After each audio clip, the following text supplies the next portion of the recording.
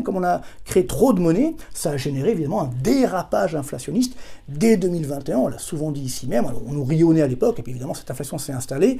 Arrive ensuite la guerre en Ukraine, là aussi qu'on aurait dû tout faire pour éviter, bien entendu, mais enfin, elle est arrivée, donc ça a aggravé l'inflation au niveau énergétique, au niveau alimentaire, et maintenant l'inflation devient incontrôlable, et évidemment est en train de se généraliser à l'ensemble des secteurs. Et c'est là que le problème, c'est qu'à partir de là, les banques centrales qui ont fait un déni de réalité en disant non, non, l'inflation c'est rien, ça va pas durer, c'est temporaire, c'est transitoire, enfin tous les termes un petit peu comme ça, je dirais abscons ou autres, eh bien on voit bien que finalement cette inflation a duré, et donc les banques centrales ont dû courir derrière l'inflation, ont dû réagir avec retard, et donc augmenter leur taux d'intérêt. Donc elles ont arrêté en partie la planche à billets, pour l'instant, et elles remontent leur taux d'intérêt. Et donc c'est à partir de là que, comme il n'y a plus d'argent magique, eh bien là on retrouve une réalité économique, et donc beaucoup d'entreprises sont en train de disparaître, et donc les banques qui les ont financées, ou celles qui géraient l'argent, évidemment, de ces dirigeants d'entreprise, eux, ils veulent récupérer leur argent. Donc c'est ce qui a fait la faillite, par exemple, de la Silicon Valley Bank. On le voyait la semaine dernière. Et donc à partir de là, aujourd'hui, on ne fait que payer ces erreurs. Alors le drame, c'est que ça continue. C'est qu'à partir du moment où on a cette hausse des taux d'intérêt,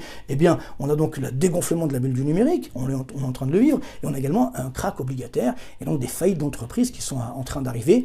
Reste à savoir si ça va s'arrêter là ou si d'autres banques ne vont pas faire faillite, et malheureusement, c'est le danger. Alors, c'est vrai que par rapport donc, aux faillites qu'on évoquait la semaine dernière, donc qui ont fait un tabac, entre guillemets, les autorités monétaires et publiques et politiques ont réagi très vite, notamment aux États-Unis. Donc là, on a fait on a employé les grands moyens, hein, donc notamment l'assurance des dépôts, qui normalement c'est je dirais 250 000 $ par compte. Alors là, on a dit non, non, on lâche tout, on va assurer tous les dépôts des banques qui ont fait faillite, notamment la Silicon Valley Bank. Assez incroyable. Le problème, c'est que, ne serait-ce que Silicon Valley Bank et Signature Bank, il y a à peu près 250 milliards d'euros de dépôts.